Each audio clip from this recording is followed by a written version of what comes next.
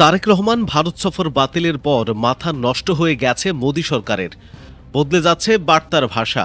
কলকাতায় ৯ বাংলাদেশের মৃত্যু ঘিরে রহস্য।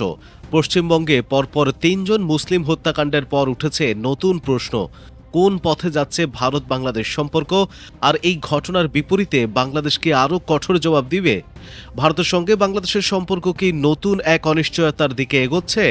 তারেক রহমানের ভারত সফর বাতিলের আলোচনা যখন দুই দেশের রাজনৈতিক মহলে তীব্র কৌতূহল সৃষ্টি করেছে, ঠিক তখনই কলকাতায় একটি আবাসিক হোটেলে ভয়াবহ আগুনে ৯ বাংলাদেশের মৃত্যুর খবর সামনে এসেছে। একই সময় পশ্চিমবঙ্গের বিভিন্ন এলাকায় একের পর এক হত্যাকাণ্ডের ঘটনায় নিহতদের মধ্যে মুসলিমদের থাকার বিষয়টিও সামাজিক ও রাজনৈতিক আলোচনাকে আরও উত্তপ্ত করে তুলেছে।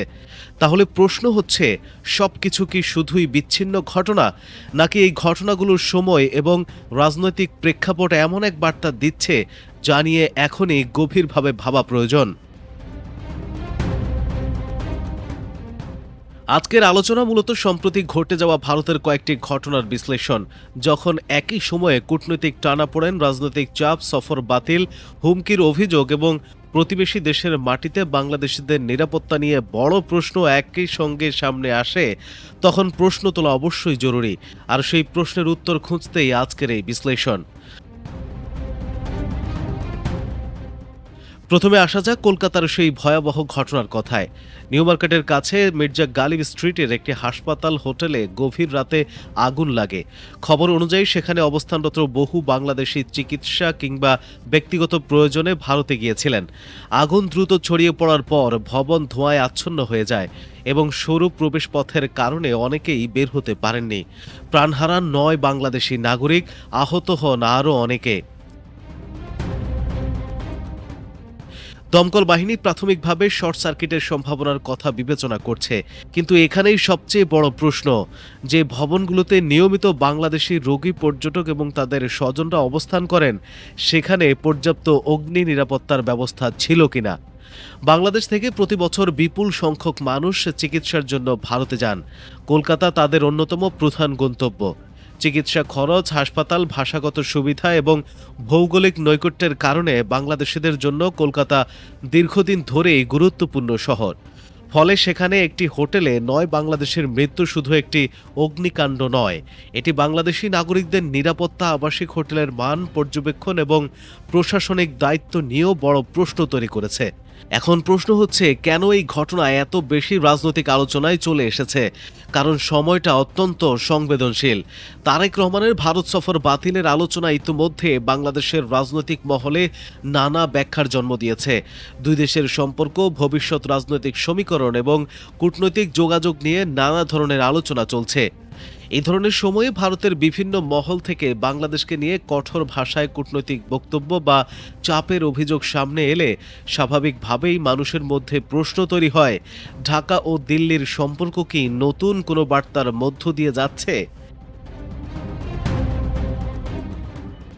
কিন্তু এখানে আমাদের অত্যন্ত সতর্ক থাকতে হবে। একটি অগ্নিকাণ্ড ঘটেছে বলেই সেটিকে কূটনৈতিক প্রতিশোধ বলা যাবে না। এমন কোনো প্রমাণ এখানে প্রকাশ্যে আসেনি যা এই ঘটনাকে পরিকল্পিতভাবে বাংলাদেশিদের লক্ষ্য করে ঘটানো হামলা হিসেবে নিশ্চিত করে। আবার প্রশ্ন হচ্ছে, যদি এটি নিছক দুর্ঘটনাই হয়, তাহলে এতগুলো মানুষের মৃত্যু কিভাবে ঘটল? নিরাপত্তা ব্যবস্থার ব্যর্থতা কোথায় ছিল? হোটেলটি কি নিয়ম অনুযায়ী পরিচালিত হচ্ছিল? অগ্নি নির্বাপন সরঞ্জাম সচল ছিল কিনা?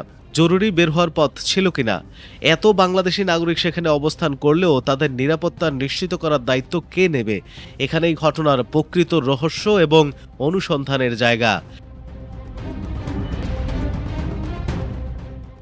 একই সময়ে পশ্চিমবঙ্গের একাধিক হত্যাকাণ্ড ও রাজনৈতিক বিতর্কের কেন্দ্রবিন্দুতে এসেছে। বাঁকুড়ায় রাজনৈতিক সংশ্লিষ্টতার অভিযোগ থাকা এক ব্যক্তির বাবাকে পিটিয়ে হত্যার অভিযোগ এবং নদিয়ায় কংগ্রেস নেতা আনিসুর রহমান ও তার ছেলে আবু সুফিয়ানের হত্যাকাণ্ড, এই ঘটনাগুলোতে নিহতরা মুসলিম হওয়ায় সামাজিক যোগাযোগ মাধ্যমে নতুন বিতর্ক শুরু হয়েছে। পরিবারের পক্ষ থেকে রাজনৈতিক প্রতিপক্ষের বিরুদ্ধে অভিযোগ উঠেছে, আবার পুলিশ পৃথকভাবে তদন্তও চালাচ্ছে। তাহলে কি পশ্চিমবঙ্গে মুসলিমদের পরিকল্পিতভাবে টার্গেট করা হচ্ছে? এই প্রশ্নও এখন উঠেছে। কিন্তু এখানেও সরাসরি সিদ্ধান্তে পৌঁছানো যাবে না, কারণ কয়েকটি পৃথক হত্যাকাণ্ডের মধ্যে ধর্মীয় উদ্দেশ্য, রাজনৈতিক উদ্দেশ্য কিংবা ব্যক্তিগত বিরোধ কোনটি কাজ করছে তা তদন্ত ছাড়া বলা সম্ভব নয়। শুধু নিহতরা মুসলিম বলেই সব ঘটনাকে একটি একক পরিকল্পনার অংশ বলা যাবে না। কিন্তু এটাও সত্য, যখন একই সময়ে একাধিক মুসলিম নিহত হন এবং রাজনৈতিক সহিংসতার অভিযোগ ওঠে, তখন সংখ্যালঘু নিরাপত্তা এবং রাজনৈতিক সহিংসতার প্রশ্ন সামনে আসাটাই স্বাভাবিক। এখানে সবচেয়ে গুরুত্বপূর্ণ বিষয় হচ্ছে সময়। তারেক রহমানের ভারত সফর বাতিলের আলোচনা, ভারতকে ঘিরে নতুন কূটনৈতিক সমীকরণ, বাংলাদেশের রাজনৈতিক ভবিষ্যৎ নিয়ে অনিশ্চয়তা, ভারতের পক্ষ থেকে চাপের আশঙ্কা এবং এরপর কলকাতায় বাংলাদেশিদের মৃত্যুর ঘটনা, সব মিলিয়ে মানুষের মনে প্রশ্ন তৈরি হয়েছে, ঘটনাগুলো কি সত্যি একে অপরের সঙ্গে সম্পর্কিত, নাকি আমরা কেবল সময়ের কাকতালীয় মিলনের কারণে সম্পর্ক খুঁজে পাচ্ছি? রাজনীতির জগতে অনেক সময় কাকতালীয় ঘটনা ও রাজনৈতিক অর্থ বহন করতে শুরু করে, বিশেষ করে যখন দুটি দেশের মধ্যে সম্পর্ক সংবেদনশীল অবস্থায় থাকে।